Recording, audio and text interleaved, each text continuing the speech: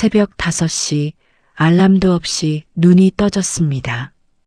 73년을 살면서 단 하루도 거르지 않고 이 시간에 일어났습니다. 젊었을 때는 시어머니 새벽 진지 올려야 해서, 아이들 키울 땐 도시락 싸야 해서, 남편 보내고 나선 파출부 나가야 해서, 이제는 아무도 깨우는 사람 없는데도 몸이 기억하나 봅니다. 화장실 불을 켰습니다. 거울 속에 낯선 할머니가 서 있었습니다. 아이고, 무심코 한숨이 나왔습니다. 언제 이렇게 늙었을까요? 눈가엔 세월이 파놓은 깊은 주름이 지도처럼 새겨져 있고 입가는 평생 웃느라 내려앉아 버렸습니다. 머리카락은 하얗게 새어 있고 허리는 언제부턴가 꼿꼿이 펴지지도 않습니다. 거칠어진 손을 보았습니다. 이 손으로 뭘 안 해봤나 싶습니다. 빨래, 설거지, 밥, 청소. 겨울엔 손등이 트고 피가 나도 참았습니다. 자식들 손은 곱게 키우려고 고무장갑도 안 끼고 찬물에 손 담갔던 그 세월. 이제 이 손은 마디마디가 굵어지고 핏줄이 울퉁불퉁 튀어나와 있습니다. 순자야, 고생 많았다. 거울 속 나에게 말을 건넸습니다. 그러고 보니 평생 내 이름을 부른 적이 없었습니다. 시집 와선 큰 며느리, 애들 낳고는 엄마, 할머니, 여보. 그냥 순자로 불린 게 언제였을까요? 부엌으로 나와 미역을 불렸습니다. 오늘이 제 생일입니다. 73번째 생일. 평생을 남들 생일상 차려주느라 바빴는데 정작 제 생일은 언제나 미역국 한 그릇이 전부였습니다. 내가 뭐가 필요해? 자식만 잘 되면 되지. 그렇게 스스로를 다독이며 살았습니다. 미역국이 끓는 동안 휴대폰을 봤습니다. 자정이 지나면서 자식들한테서 연락이 올 줄 알았는데 아무것도 없었습니다. 새벽 5시가 넘었는데도 조용합니다. 가슴이 철렁했습니다. 설마 잊은 건 아니겠지. 큰아들 민수한테 전화를 걸었습니다. 3번 만에 받더군요. 엄마, 무슨 일이세요? 새벽인데. 아니야, 괜찮아. 엄마가 깬 김에 그냥. 엄마, 저 수술 들어가야 돼요. 나중에 전화 드릴게요. 뚝. 전화가 끊어졌습니다. 생일 축하 한마디 없이 손이 떨렸습니다. 혹시나 싶어 딸 은혜한테 전화했습니다. 엄마, 지금 학생들 수업 중이에요. 무슨 일이세요? 아니야, 딸. 엄마가 오늘이. 엄마, 죄송한데 나중에 전화 드릴게요. 학생들이 기다려요. 딸도 끊어버렸습니다. 마지막으로 막내 준호한테 문자를 보냈습니다. 아들아, 엄마야.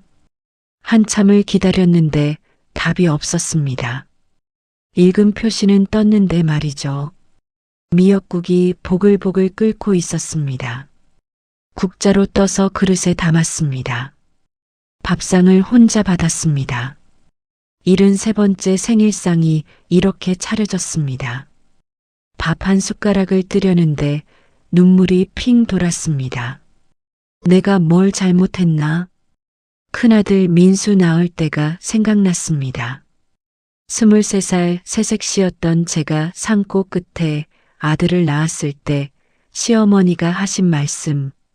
아들 낳았으니 이제 밥값은 하겠구나. 그때부터였습니다. 며느리가 아니라 애 낳는 기계, 밥하는 사람이 된 게. 그래도 참았습니다. 내 아들이니까, 내 핏줄이니까 잘 키우면 나중엔 효도할 거라고 믿었습니다. 둘째 은혜 낳았을 때도 그랬습니다. 딸이라고 시어머니가 얼굴도 안 보셨지만 전 딸이 예뻤습니다. 공부 잘하는 은혜를 대학까지 보내려고 새벽 파출을 나갔습니다. 남의 집 화장실 청소하고 설거지하고 빨래하고 손에 피가 나도 참았습니다. 우리 딸만큼은 공부 많이 시켜서 시집살이 안 하게 해주고 싶었으니까요. 막내 준호는 제 마지막 희망이었습니다. 늦둥이로 낳은 아들. 이 아이만큼은 엄마 마음을 알아주는 아이로 키우고 싶었습니다. 원하는 거 다 해주고 사업하겠다고 할 때 평생 모은 돈까지 다 쏟아부었습니다. 그런데 미역국이 목으로 넘어가지 않았습니다. 휴대폰이 울렸습니다. 민수였습니다. 가슴이 뛰었습니다. 그래, 아들이 기억했구나. 아들아. 엄마 아까 전화 왜 하셨어요? 수술 중이라 못 받았잖아요. 아니야, 괜찮아. 그리고 엄마, 이번 주말에 못 갈 것 같아요. 애들 학원 스케줄이 있어서. 어머니도 이해하시죠? 가슴에 못이 박혔습니다. 그래, 알았다. 그럼 엄마 끊을게요. 바빠서요. 전화를 끊고 나니 방 안이 너무 조용했습니다. 시계 소리만 째깍째깍 들렸습니다. 문득 이런 생각이 들었습니다. 나는 누구였을까? 박순자는 어디로 간 걸까? 23살에 시집와서 지금까지 50년. 난 나로 산 적이 단 하루도 없었습니다. 누군가의 며느리, 누군가의 엄마, 누군가의 할머니로만 살았습니다. 그러다 보니 정작 나는 어디론가 사라져버렸습니다. 거울 앞으로 다시 갔습니다. 주름진 얼굴을 가만히 들여다봤습니다. 순자야, 미안하다. 평생 나를 혹사시키고 나를 뒷전으로 미루고 나에게는 단 한 번도 고맙다는 말을 안 해줬던 것이 미안했습니다. 그 순간 결심했습니다.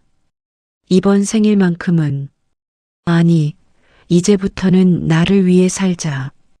73년 만에 처음으로 내린 결심이었습니다. 미역국 한 그릇을 다 먹었습니다. 그리고 말했습니다. 순자야, 생일 축하한다. 고생 많았어. 이제부터는 내가 주인공이야. 눈물이 뚝뚝 떨어졌지만 이상하게 마음은 편했습니다. 미역국을 다 먹고 설거지를 하는데 그릇에 비친 제 얼굴이 23살 새색시 때 모습과 겹쳐졌습니다. 1973년 5월 23세 박순자는 빨간 댕기를 늘어뜨리고 가마를 탔습니다. 순자야, 시집가면 참고 살아라. 여자는 참는 게 미덕이다. 어머니의 마지막 당부였습니다. 그때는 몰랐습니다. 그 참는다는 게 얼마나 긴 세월인지. 시집 대문을 들어서자마자 시어머니가 저를 위아래로 훑어보셨습니다. 쯧쯧, 허리가 가늘어서 아들 못 낳겠구만. 일이나 잘해라. 첫날부터였습니다. 새벽 4시에 일어나 시아버지 새순물 떠다 드리고 시어머니 진지상을 받들고 마당 쓸고 밥하고 빨래하고. 아이고, 큰 며느리. 밥이 왜 이래? 물을 너무 많이 넣었잖아. 큰 며느리, 빨래를 이렇게 하면 어떡해. 다시 해. 큰 며느리, 마루 걸레질 제대로 안 했어. 다시. 하루 종일 큰 며느리로만 불렸습니다. 이름이 있는데도 말이죠. 그래도 참았습니다. 시집살이가 원래 이런 거겠지 하면서요. 결혼한 지 1년 만에 민수를 가졌습니다. 입덧이 심해서 화장실을 들락날락했는데 시어머니는 한마디 하셨습니다. 입덧은 무슨, 옛날 사람들은 밭에서 애 낳았어. 일이나 해. 배가 불러와도 쉴 수가 없었습니다. 김장철엔 배추를 날랐고 겨울엔 연탄을 날랐습니다. 배가 아파서 쪼그리고 앉았다가는 시어머니한테 혼났습니다. 애 하나 베는 거 가지고 뭘 그래. 진통이 시작됐을 때도 혼자였습니다.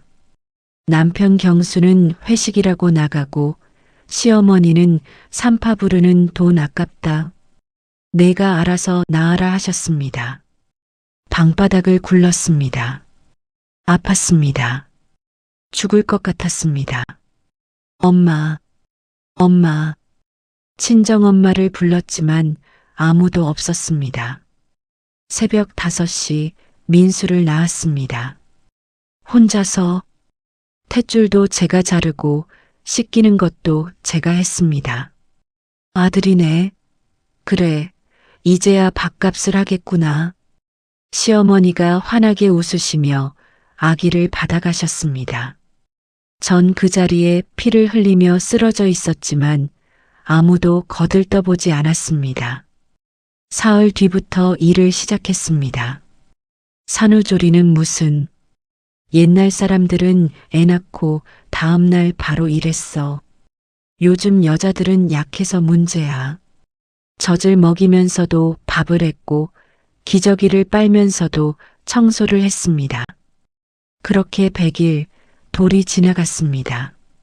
민수가 5살 되던 해 둘째 은혜를 가졌습니다. 또 애야? 피임도 못해? 시어머니의 핀잔이었습니다.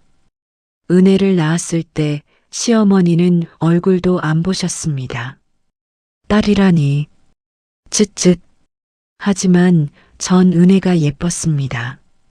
작고 보드라운 딸. 이 아이만큼은 시집살이 안 시키리라 다짐했습니다. 민수가 초등학교에 들어가자 돈이 필요했습니다. 남편 월급으로는 생활비도 빠듯했습니다. 그래서 새벽 파출을 시작했습니다. 새벽 4시에 일어나 시부모님 진지상 올리고 5시에 애들 도시락 싸서 깨우고 6시에 파출 나갔습니다. 강남 부잣집 화장실 청소였습니다. 무릎을 꿇고 변기를 닦았어요.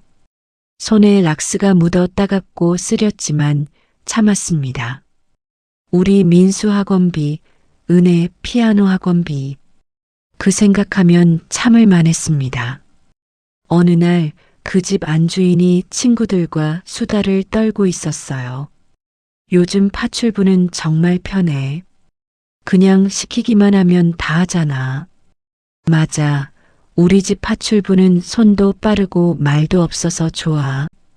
전 화장실에서 그 소리를 들으며 눈물을 훔쳤습니다. 나도 사람인데. 오후 2시에 집에 돌아오면 애들이 엄마 배고파요 했습니다. 제 허리는 끊어질 것 같았지만 밥을 차렸어요. 엄마, 민수 학원비 내야 돼요. 엄마, 은혜 교재비 필요해요. 엄마, 나 운동화 바닥에 구멍 났어. 애들이 뭘 달라고 할 때마다 가슴이 아팠습니다. 줄 수 없어서가 아니라 더 주지 못해서요. 그러던 어느 날 무릎에서 뚝 소리가 났습니다. 너무 아팠습니다. 걸을 수가 없었습니다. 엄마, 왜 그래? 은혜가 놀라서 물었습니다. 아니야, 괜찮아. 엄마가 좀 삐끗했나 봐. 병원에 가야 했지만 갈 수 없었습니다. 민수 학원비를 내야 했거든요. 파스를 붙이고 참았습니다. 1달, 2달, 1년. 무릎은 점점 더 아파졌지만 병원비가 아까워 참았습니다. 그렇게 10년이 흘렀습니다. 민수는 의대에 갔습니다. 제가 낮에는 파출, 밤에는 식당 설거지를 해서 모은 돈으로요. 손가락 마디가 굵어지고 허리가 휘어졌지만 아들이 의사 되는 걸 보면 괜찮을 거라 믿었습니다. 은혜는 장학금을 받아 서울대에 갔어요. 똑똑한 딸이 자랑스러웠습니다. 유학을 가고 싶다고 했을 때 전 친정아버지가 남기신 유일한 유산인 작은 땅을 팔았습니다. 엄마 미안해. 미안하긴 내가 잘 되는 게 엄마 소원이야. 그렇게 또 몇 년이 흘렀습니다. 막내 준호가 사업을 하겠다고 했을 때 전 평생 모은 적금을 모두 내줬습니다. 3천만 원. 제 노후 대비 전부였지만 아들이 성공하면 된다고 생각했습니다. 어느덧 머리는 하얗게 새었고 무릎은 완전히 망가졌어요. 계단을 오르내릴 때마다 눈물이 날 만큼 아팠지만 그때도 참았습니다. 애들 걱정할까봐 싱크대 앞에서 설거지를 하면서 생각했습니다. 나는 평생 뭘 먹었을까? 자식들 입에는 고기 넣어주고 전 늘 된장찌개만 먹었습니다. 이가 다 닳아서 질긴 고기는 씹지도 못하게 됐지만 자식들은 몰랐습니다. 제가 고기를 안 먹는 줄만 알았죠. 거울을 봤습니다. 73살 박순자의 얼굴에는 50년의 세월이 모두 새겨져 있었습니다. 순자야, 넌 참 바보같이 살았구나. 그렇게 중얼거리며 눈물을 닦았습니다. 민수는 이제 강남에서 정형외과 원장입니다. 은혜는 대학교 교수가 됐습니다. 준호는 IT 회사를 운영합니다. 세 자식 모두 성공했습니다. 제가 평생 바랐던 일이 이뤄진 겁니다. 그런데 왜일까요? 가슴 한구석이 이렇게 허전한 건 명절이 다가오면 요즘은 가슴이 답답합니다. 예전엔 그래도 기뻤습니다. 자식들 얼굴 보는 게 좋았으니까요. 그런데 이젠 지난 추석 때였습니다. 민수네 가족이 제일 먼저 왔습니다.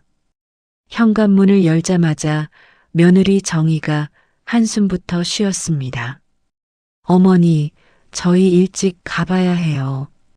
애들 학원 빠지면 안 되거든요. 그래, 알았어. 밥이라도 먹고 가려무나. 아니에요. 저희 나중에 외식할 거예요.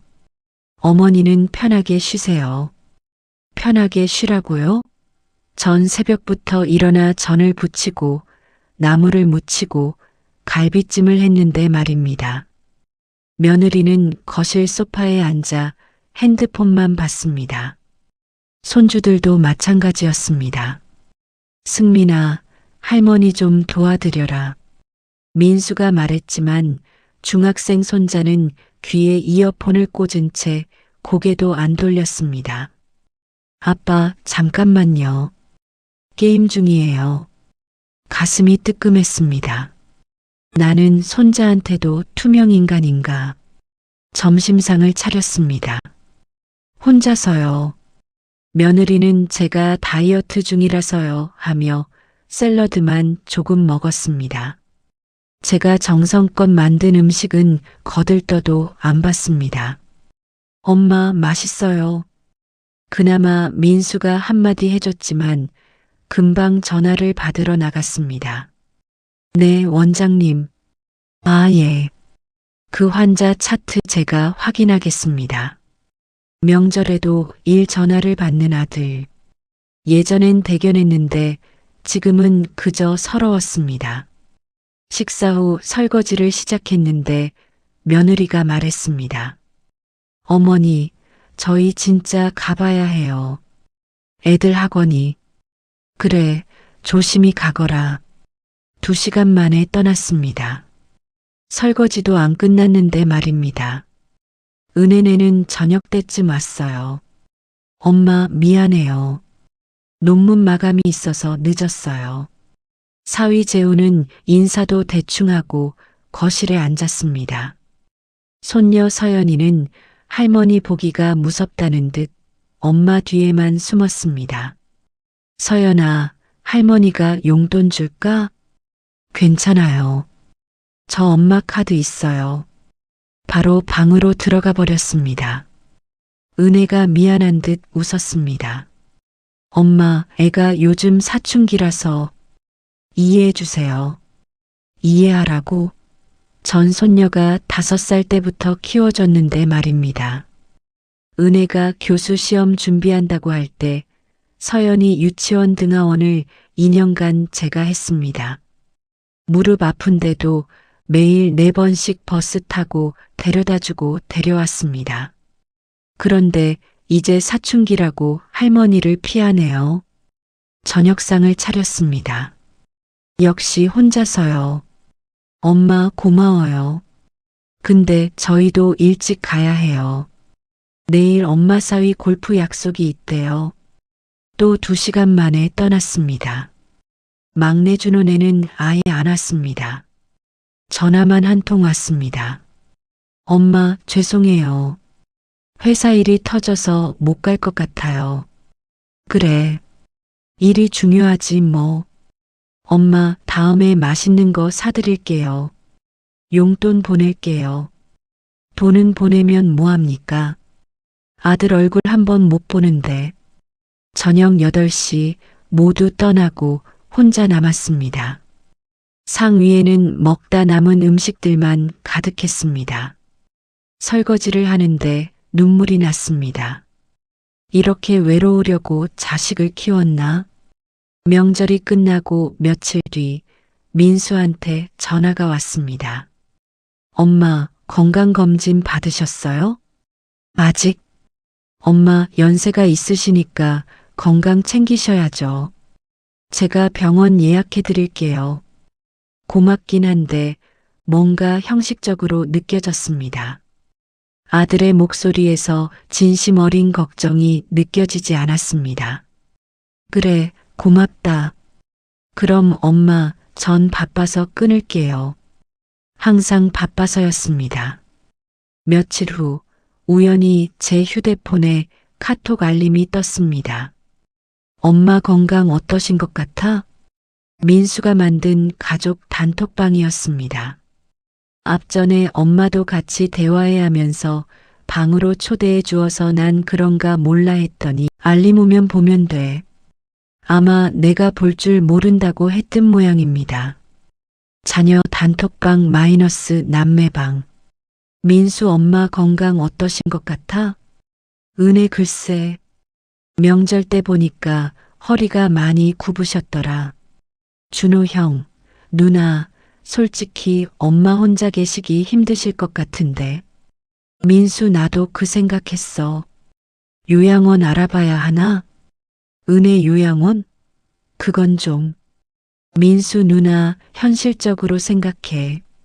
우리 셋 다 바쁜데 누가 엄마 모시고 살아?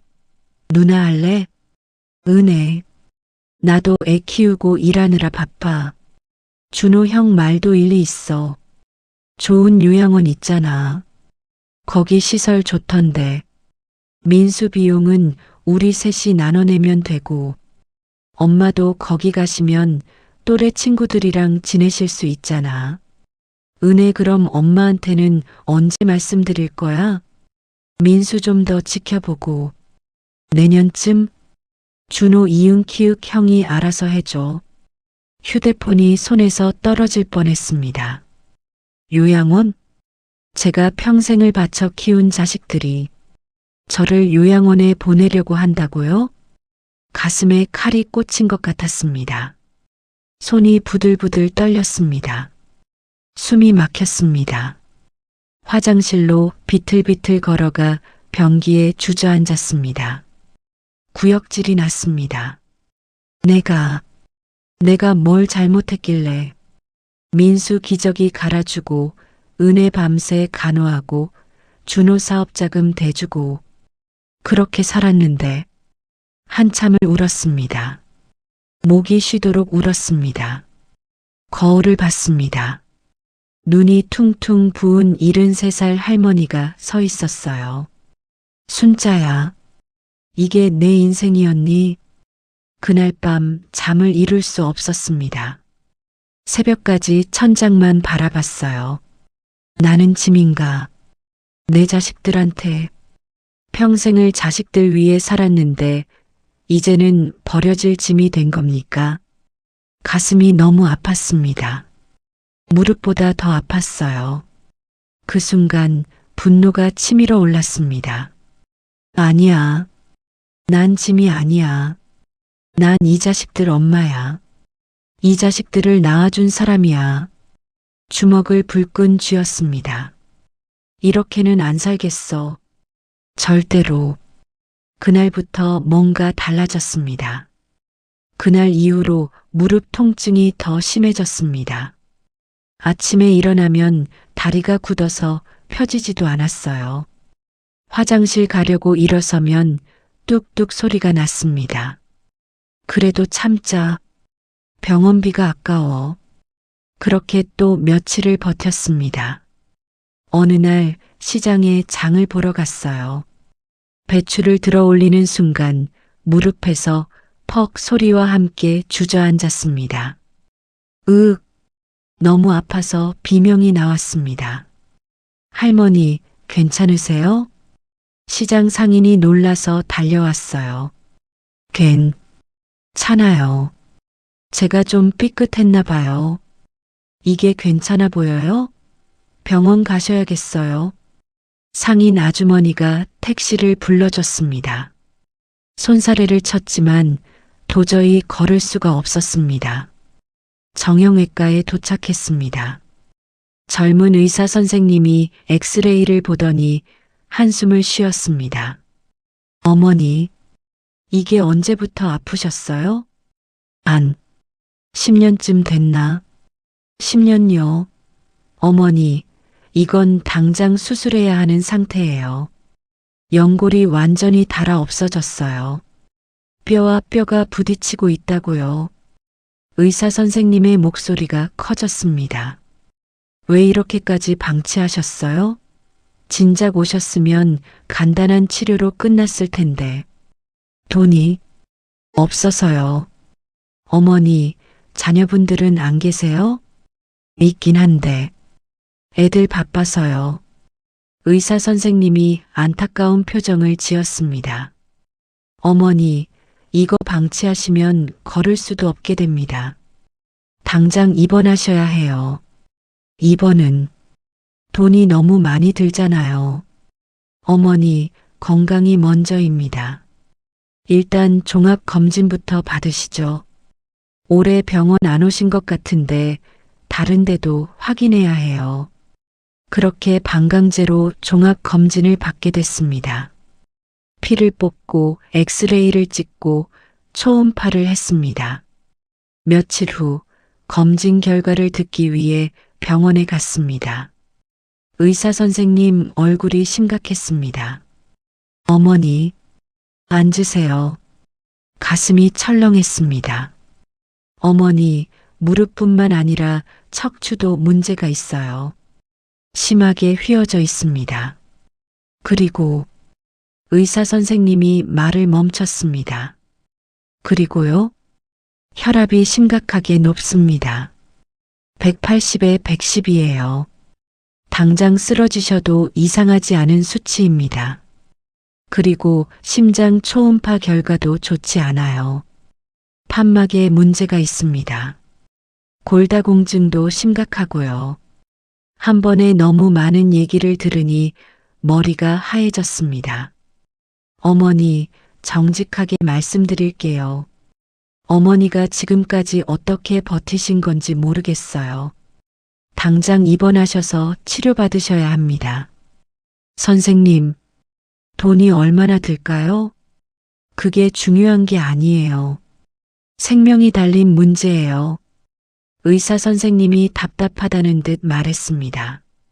자녀분들한테 연락하세요.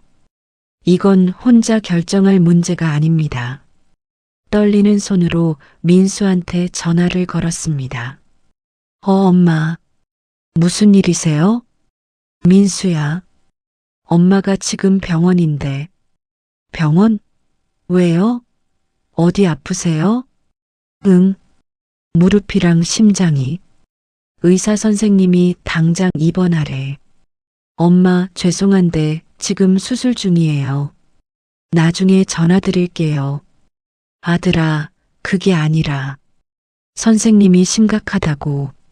엄마, 진짜 지금 안 돼요. 환자가 마취 들어갔어요. 끊을게요. 뚝. 전화가 끊어졌습니다. 은혜한테 전화했습니다. 엄마, 지금 수업 중이에요. 저녁에 전화 드릴게요. 딸아, 엄마가 병원에. 엄마, 학생들이 기다려요. 나중에요. 뚝. 준호한테도 전화했습니다. 받지 않았습니다.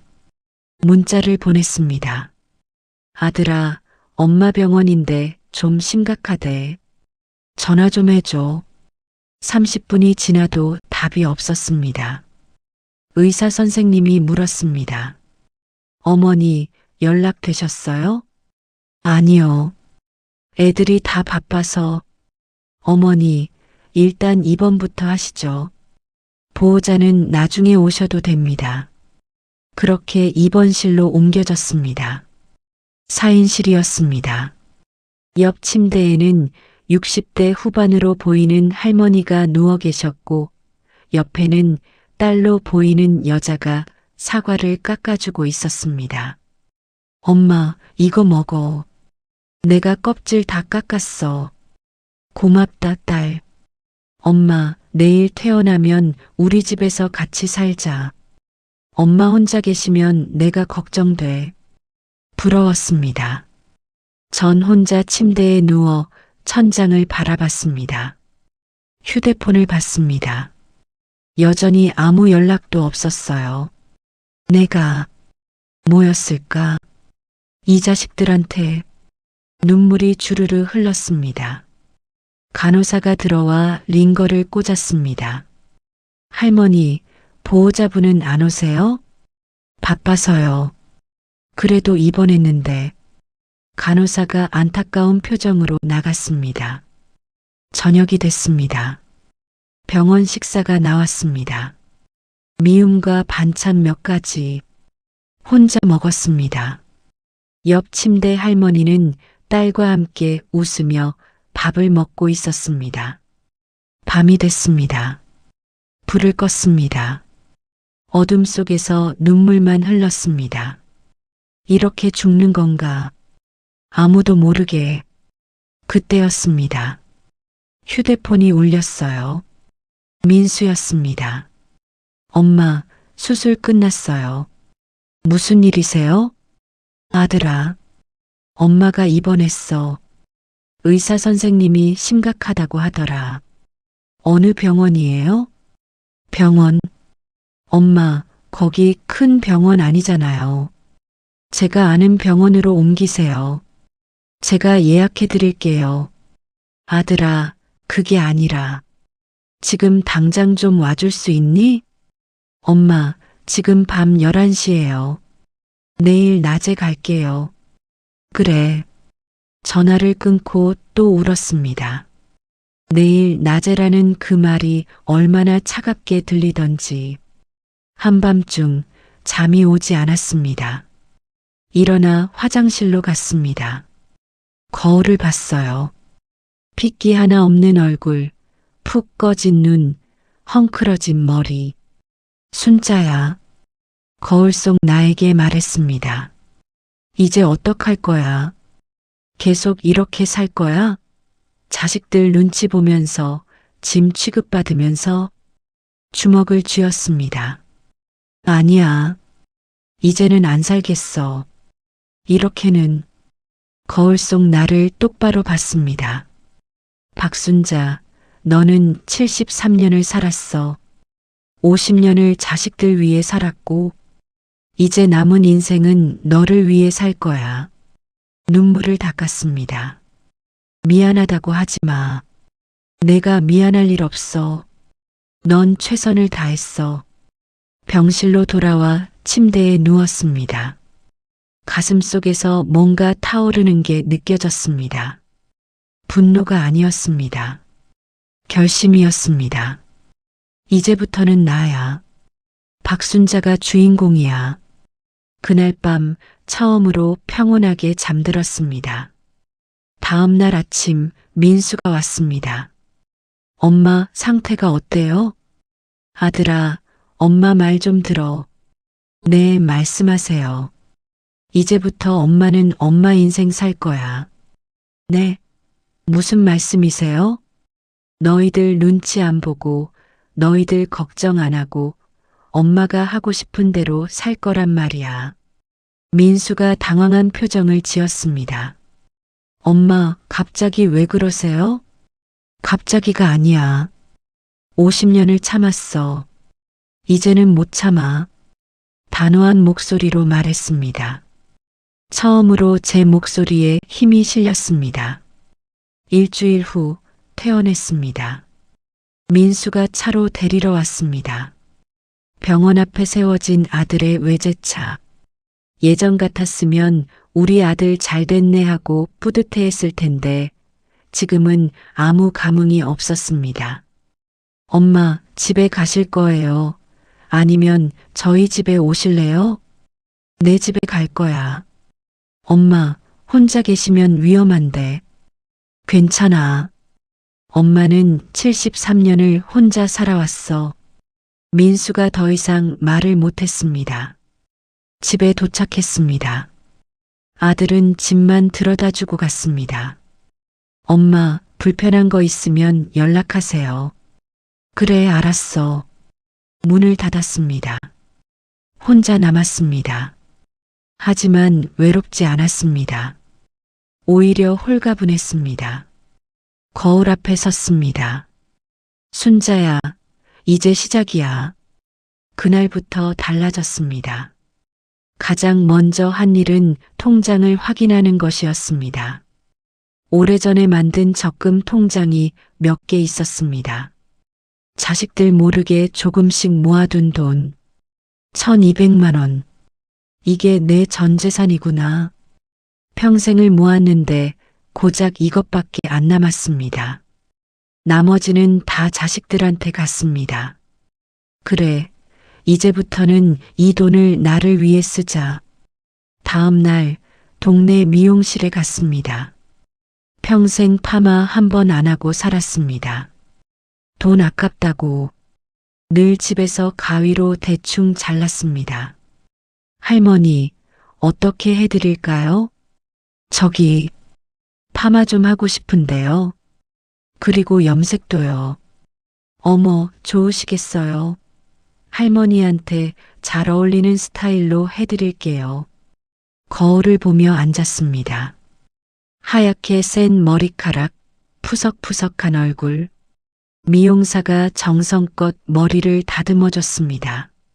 3시간 후, 할머니, 다 됐어요. 거울을 봤습니다. 이게 나야? 단정하게 웨이브가 잡힌 머리, 은은한 갈색 염색, 정돈된 앞머리. 낯설었지만 예뻤습니다. 할머니, 정말 예쁘세요.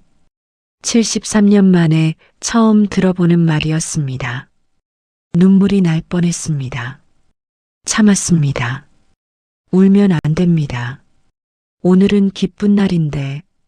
얼마예요? 8만 원입니다. 8만 원. 예전 같았으면 이 돈으로 손주 옷을 사줄 텐데 했을 겁니다. 하지만 지금은 달랐습니다. 여기 있어요. 돈을 내며 웃었습니다. 아깝지 않았습니다. 거울을 한 번 더 봤습니다. 웃고 있는 할머니가 보였어요. 나도 이렇게 웃을 수 있구나. 미용실을 나왔습니다. 지나가던 동네 사람들이 저를 봤습니다. 어머, 순자 씨? 머리 하셨네요. 완전 젊어 보여요. 정말요? 감사합니다. 가슴이 뛰었습니다. 이런 기분이 이렇게 좋은 건지 처음 알았습니다. 백화점에 갔어요. 평생 처음이었습니다. 옷 매장을 둘러봤어요. 예쁜 옷들이 많았습니다. 어머님, 이거 한번 입어보세요. 어머님한테 잘 어울리실 것 같아요. 점원이 밝은 베이지색 코트를 권했습니다. 이거 얼마예요? 35만 원입니다. 35만 원. 엄청난 돈이었습니다. 아냐, 참자. 이건 너무 비싸. 그때 거울 속에 비친 제 모습이 보였습니다. 새로 한 머리, 그런데 낡고 바랜 점퍼를 입고 있는 할머니. 순자야, 평생 남들 옷 사주느라 내 옷은 한 번도 안 샀잖아. 입어볼게요. 탈의실에서 코트를 입었습니다. 거울을 봤습니다. 어머, 달라 보였습니다. 그냥 동네 할머니가 아니라 품이 있는 어른 같았습니다. 어머님, 정말 잘 어울리세요. 이거 딱 어머님을 위한 옷 같아요. 살게요. 네, 정말요? 감사합니다. 카드를 긁었습니다. 손이 떨렸습니다. 하지만 후회하지 않았습니다. 집으로 돌아오는 길 쇼핑백을 들고 걸었습니다. 동네 슈퍼 앞에서 경로당 친구 영숙이를 만났어요. 어머, 순자 씨. 완전 달라졌네. 무슨 일 있어? 아니, 그냥 기분 전환 좀 하려고. 와, 부럽다. 나도 할까? 근데 우리 아들이 뭐라 할 것 같아서. 영숙이의 말에 가슴이 뜨끔했습니다. 저도 평생 그렇게 살았으니까요. 우리 아들이 뭐라 할까, 며느리가 싫어할까. 영수가 우리 나이가 몇인데. 이제 우리 인생 살자. 그래도는 무슨. 우리가 늙어 죽으면 후회해도 소용없어. 영숙이가 멍하니 저를 봤습니다. 집에 와서 새 옷을 입고 거울 앞에 섰습니다. 73살 박순자가 아니었습니다. 그냥 순자였습니다. 휴대폰이 울렸습니다. 은혜였어요. 엄마, 이번 주 토요일에 서연이 좀 봐주실 수 있어요? 제가 학회 발표가 있어서. 예전 같았으면 그래, 그럼 했을 겁니다. 하지만 지금은 달랐습니다. 미안한데 엄마도 약속 있어. 네? 엄마가 무슨 약속이요? 엄마도 사람인데 약속 있지. 엄마 장난하세요? 진짜 급한데. 딸아, 엄마도 바빠. 미안하다. 전화를 끊었습니다. 가슴이 두근거렸습니다. 처음으로 딸의 부탁을 거절했습니다. 무섭기도 했지만 시원하기도 했습니다. 다음 날 동네 문화센터에 갔습니다. 수강 신청서를 보고 있는데 캘리그라피 초급반이 눈에 띄었습니다. 평생 하고 싶었습니다. 예쁜 글씨 쓰는 거.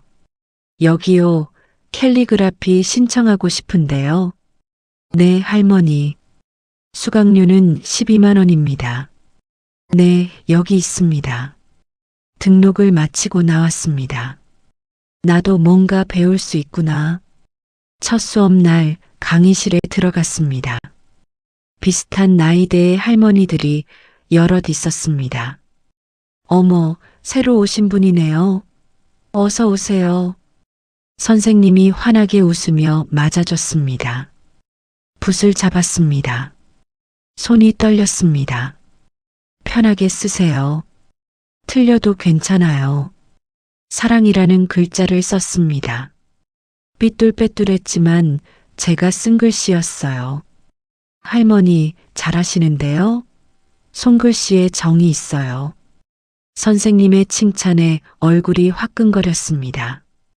수업이 끝나고 집에 오는 길 가슴이 벅찼습니다. 이게 나구나. 이게 박순자구나. 저녁에 민수한테 전화가 왔습니다. 엄마, 이번 주 저희 집에서 식사 준비 좀 해주실 수 있어요? 손님이 오시거든요.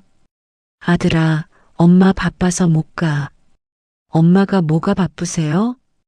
캘리그라피 수업 있어. 네, 캘리그라피요? 엄마가 왜 갑자기. 왜 안 돼? 엄마도 배우고 싶은 거 배우면 안 돼? 그게 아니라. 엄마, 요즘 왜 그러세요?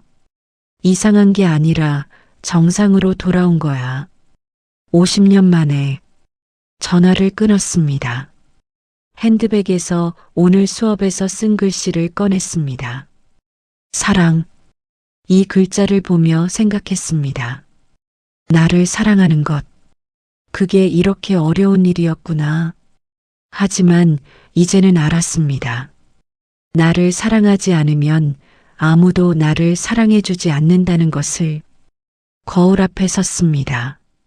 새 머리, 새 옷, 그리고 새로운 눈빛. 순자야, 잘하고 있어. 계속 가자. 평생 처음으로 저 자신이 자랑스러웠습니다.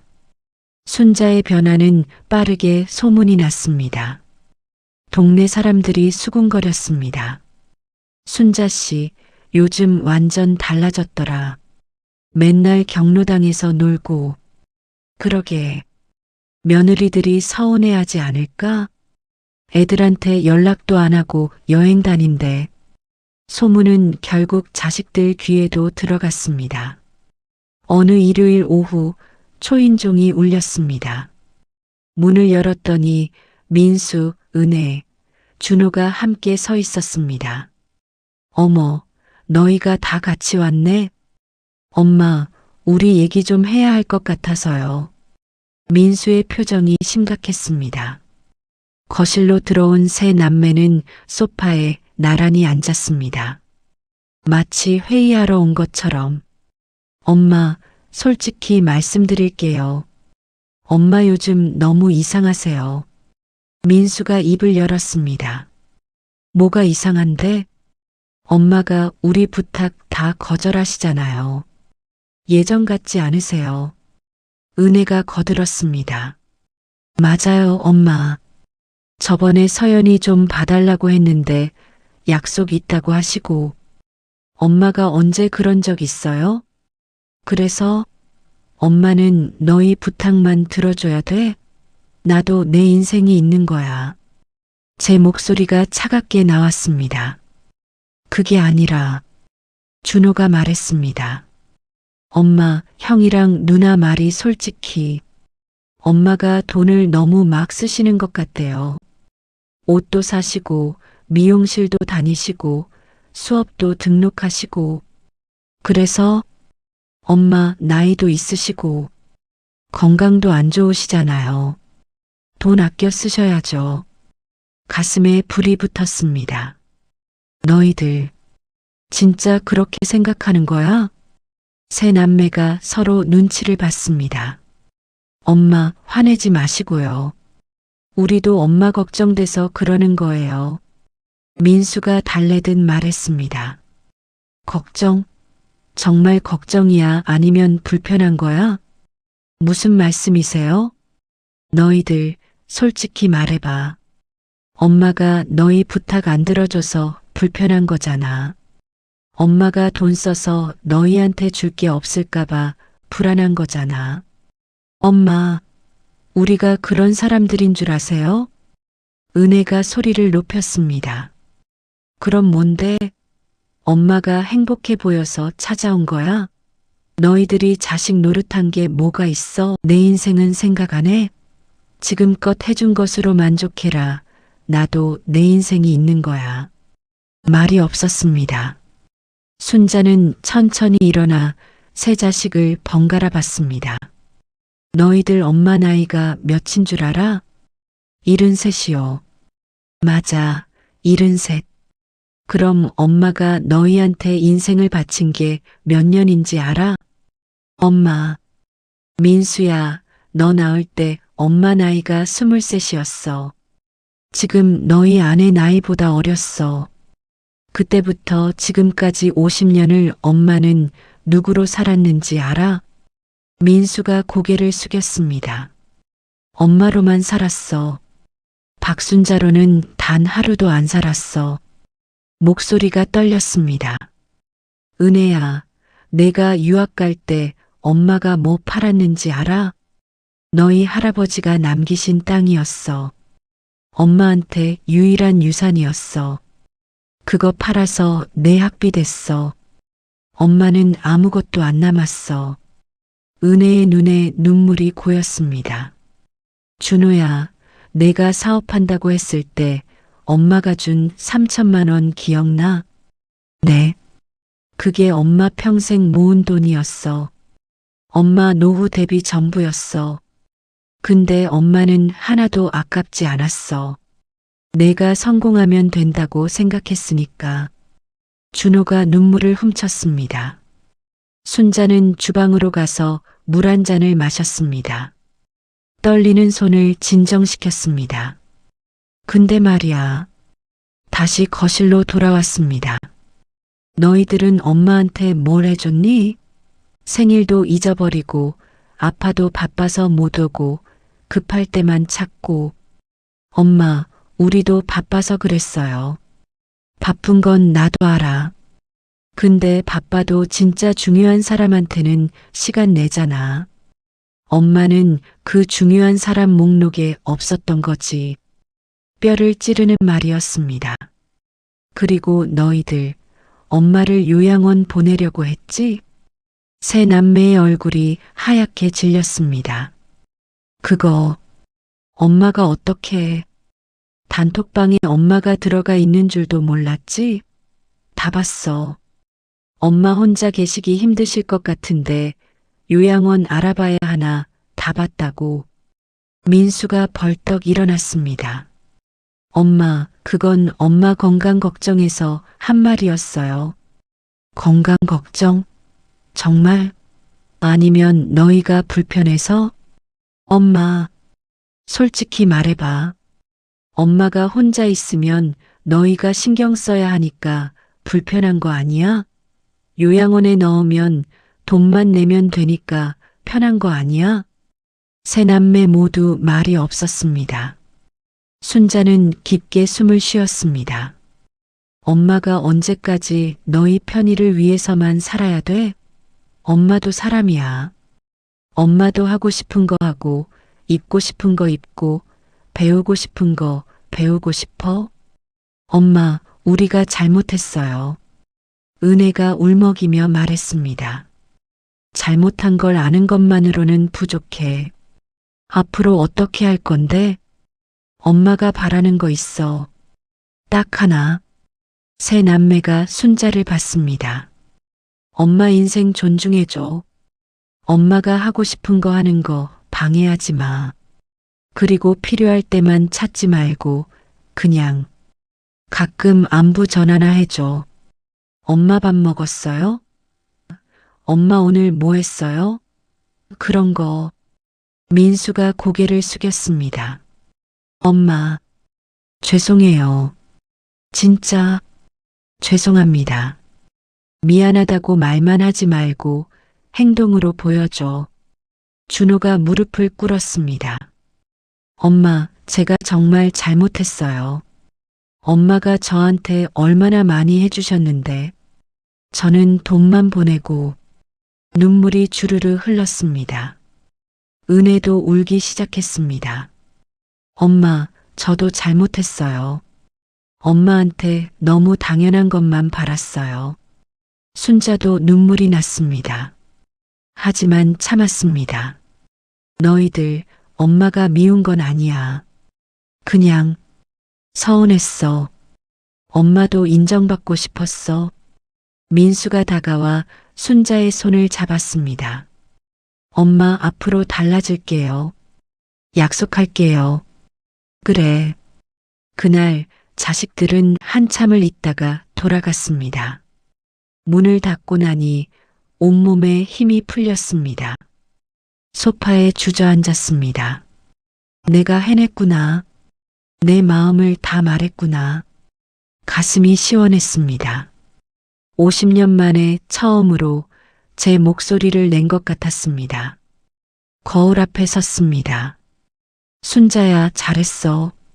정말 잘했어. 그날 밤 일기장을 폈습니다. 오늘 나는 처음으로 나를 지켰다. 미안하지 않다. 나는 잘못한 게 없다. 이제부터는 당당하게 살겠다. 펜을 내려놓고 창밖을 봤습니다. 달이 밝았습니다. 그날 이후 일주일이 지났습니다. 순자는 여행 패키지에 등록했습니다. 경주로 가는 2박 3일 여행. 엄마, 혼자 여행 가시게요? 민수가 걱정스럽게 물었습니다. 응, 경로당 친구들이랑 같이 가. 걱정 마. 엄마, 무릎은 괜찮으세요? 약 먹고 있어. 괜찮아. 그래도, 아들아, 엄마 믿어줘. 엄마도 할 수 있어. 민수는 더 이상 말리지 않았습니다. 여행 가는 날 민수가 집에 들렀습니다. 엄마, 혹시 필요한 약 있으면 제가 챙겨드릴게요. 고맙다, 아들아. 민수는 어머니 방으로 들어갔습니다. 약을 찾으려고 서랍을 열었는데 낡은 나무 상자가 눈에 띄었습니다. 이게 뭐지? 호기심에 상자를 열었습니다. 안에는 오래된 서류들이 가득했습니다. 통장 사본, 영수증, 편지들. 첫 번째 서류를 펼쳤습니다. 1995년 적금 통장 내역이었습니다. 입금 5만 원 파출 일당. 입금 3만 원 마이너스 식당 설거지. 입금 2만 원 빨래 삭. 매달 매주 조금씩 입금된 흔적들. 그리고 메모가 적혀 있었습니다. 민수 의대 학비 1학기 300만 원 필요. 2년 더 모으면 될 것 같다. 민수의 손이 떨렸습니다. 다음 서류를 펼쳤습니다. 병원 진단서였습니다. 2015년 3월 12일. 환자명 박순자. 진단명 양측 슬관절 퇴행성 관절염, 수술 권유. 소견 연골 손상 심각, 조기 수술 필요. 2015년? 10년 전? 손으로 입을 막았습니다. 진단서 옆에는 어머니의 메모가 있었습니다. 수술비 500만 원. 은혜 유학비 보내야 해서 나중에 하자. 참을 수 있어. 민수의 눈에서 눈물이 떨어졌습니다. 다음 서류. 2018년 집 담보대출 계약서였습니다. 대출 금액 5천만 원. 용도 생활자금. 옆에 또 메모가 있었습니다.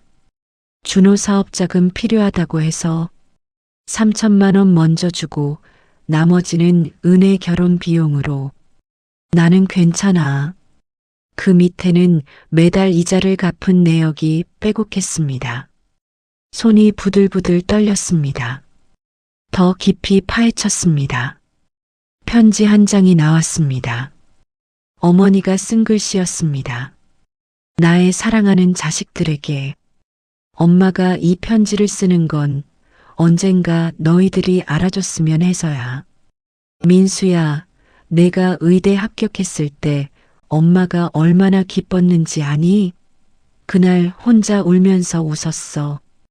우리 아들이 의사가 된다고. 근데 학비가 걱정이었어. 아빠 월급으로는 안 됐거든.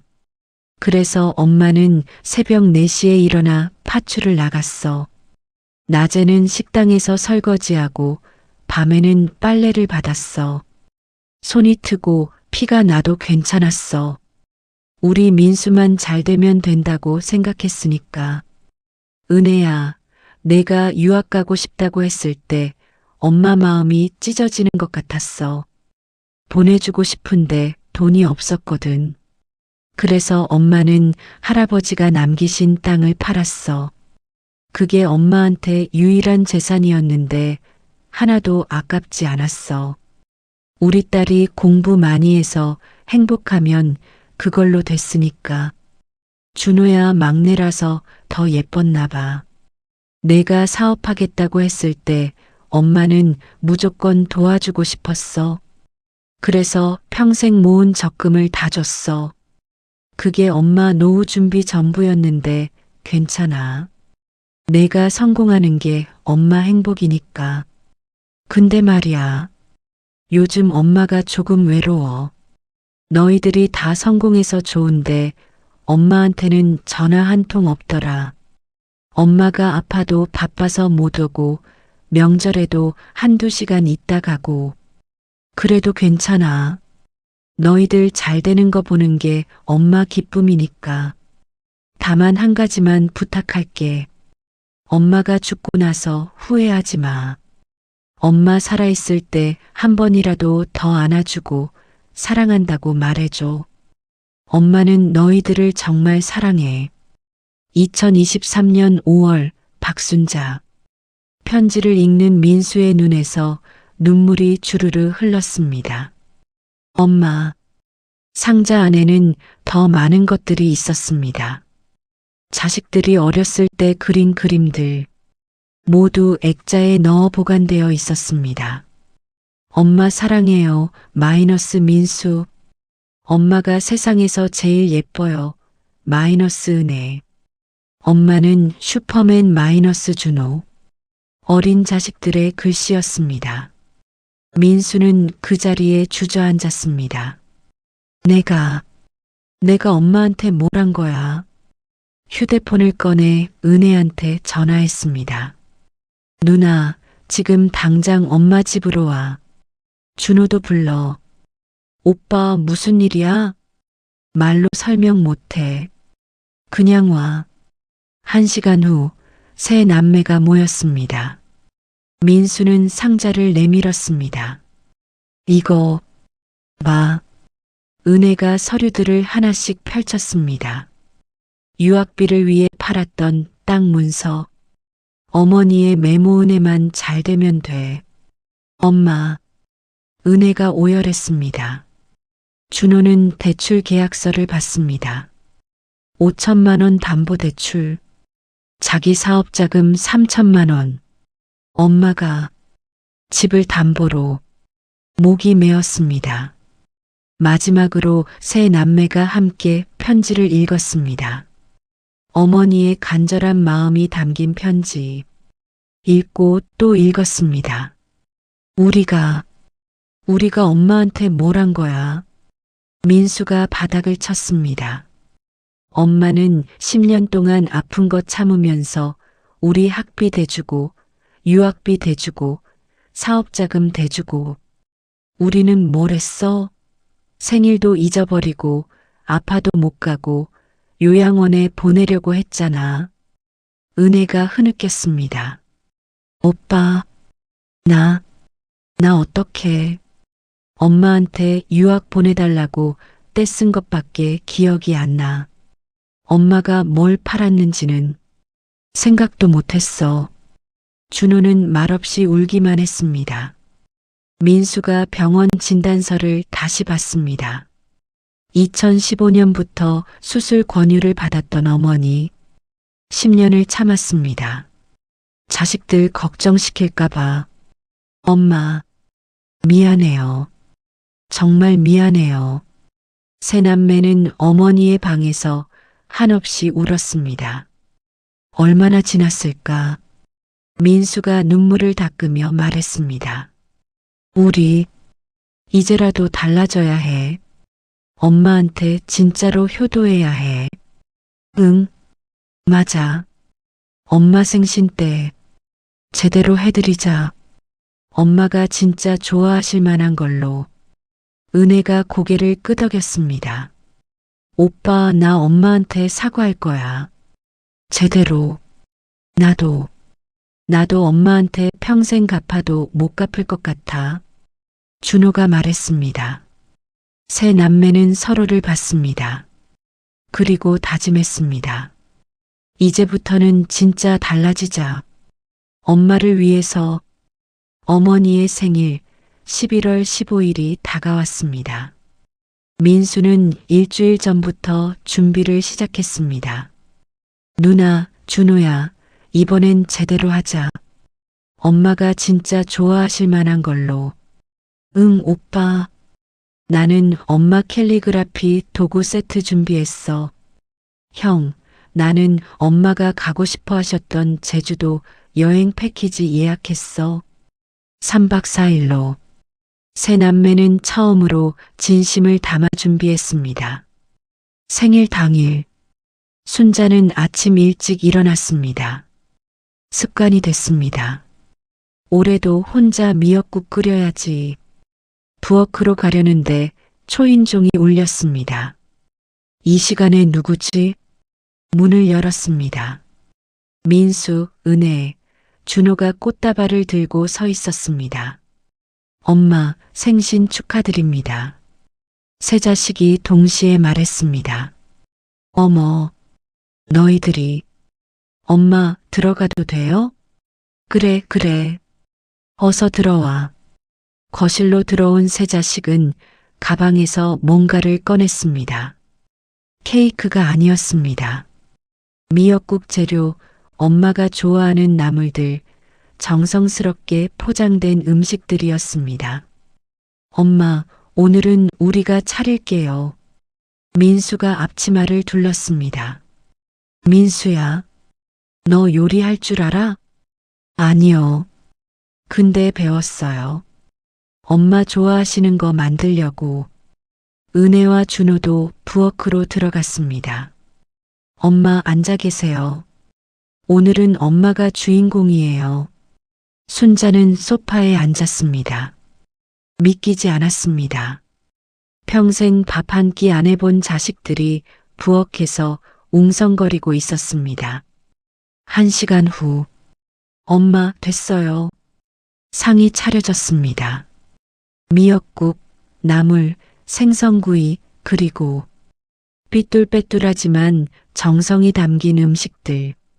민수야, 이거 맛없을 수도 있어요.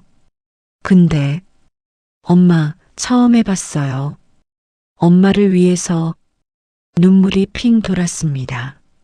네 식구가 둘러앉았습니다. 엄마 생신 축하합니다. 민수가 미역국을 떠서 드렸습니다. 한 숟가락 떴습니다. 간이 조금 싱거웠지만 세상에서 가장 맛있었습니다. 맛있다. 정말이요?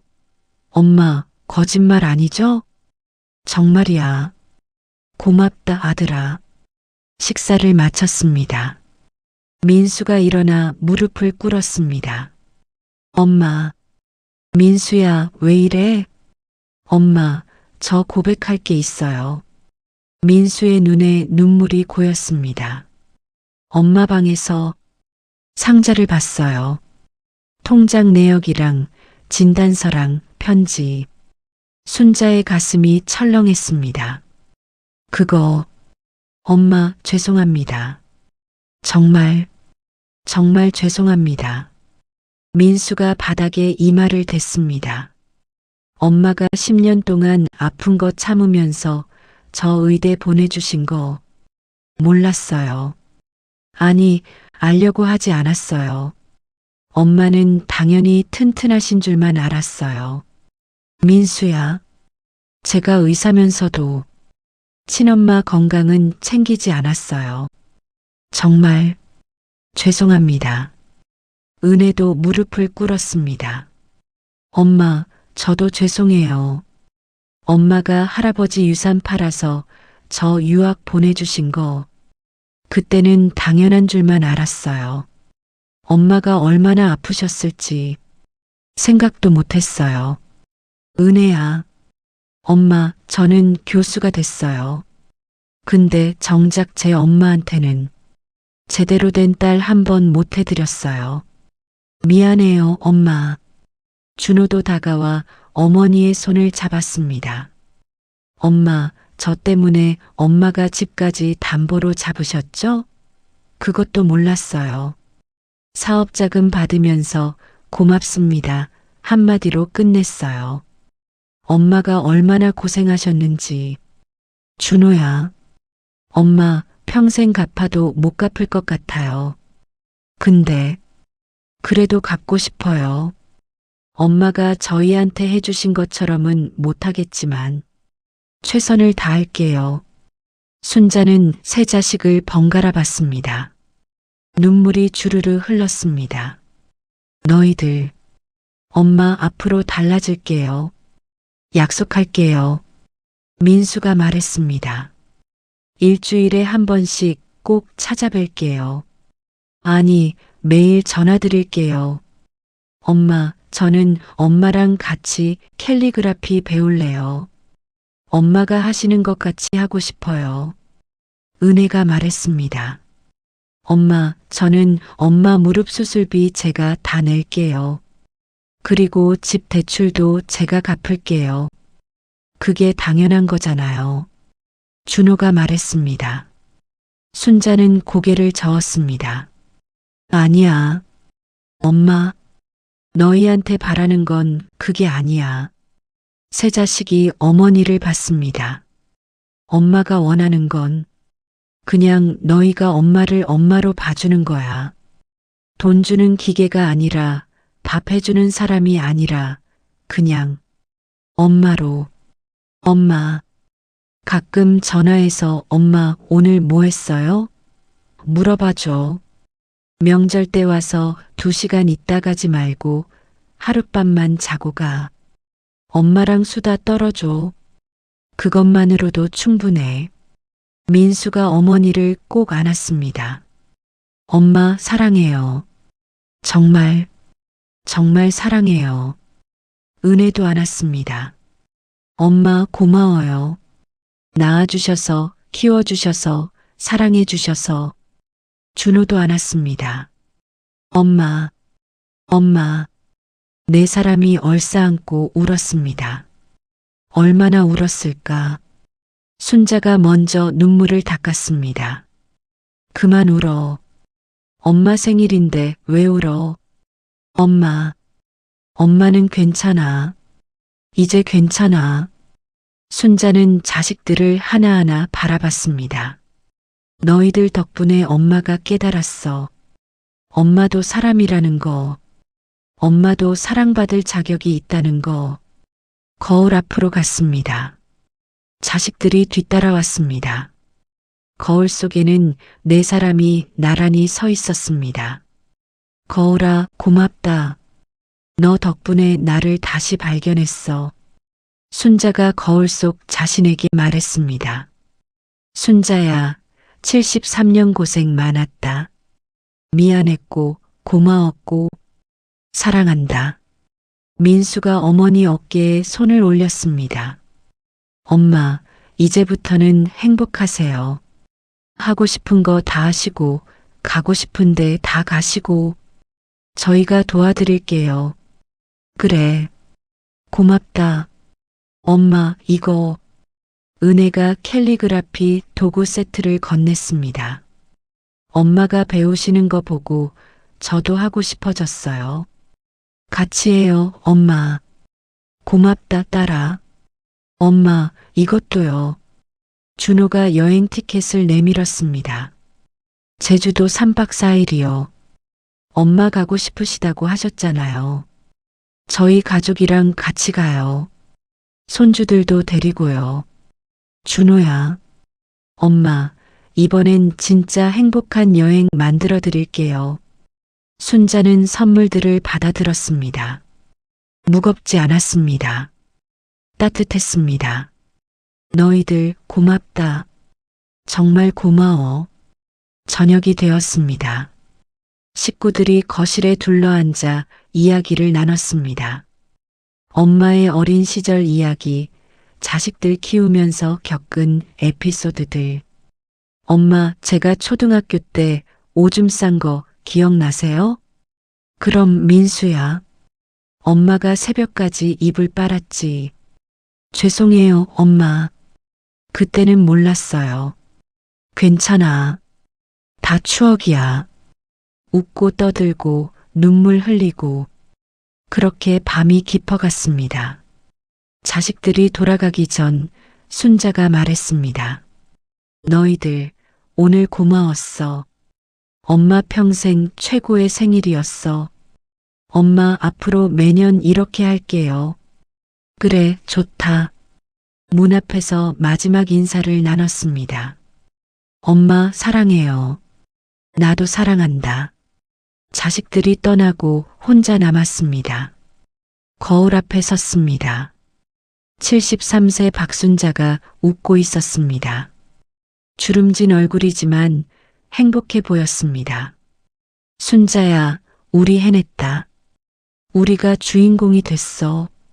거울 속 자신을 안아주듯 양팔을 벌렸습니다. 미안하다, 고맙다, 그리고 정말, 정말 사랑한다. 평생 처음으로 자신을 진심으로 사랑하게 됐습니다. 여러분, 오늘 저녁 거울 앞에 서보세요. 그리고 평생 당신을 지켜온 그 사람에게 말해주세요. 미안하다고, 고맙다고, 사랑한다고. 그게 진짜 효도입니다. 나를 사랑하는 것. 그것이 가족을 사랑하는 시작입니다. 당신은 충분히 귀한 사람입니다. 당신은 충분히 사랑받을 자격이 있습니다. 오늘, 지금, 이 순간부터 당신이 주인공입니다. 끝까지 시청해 주셔서 감사합니다.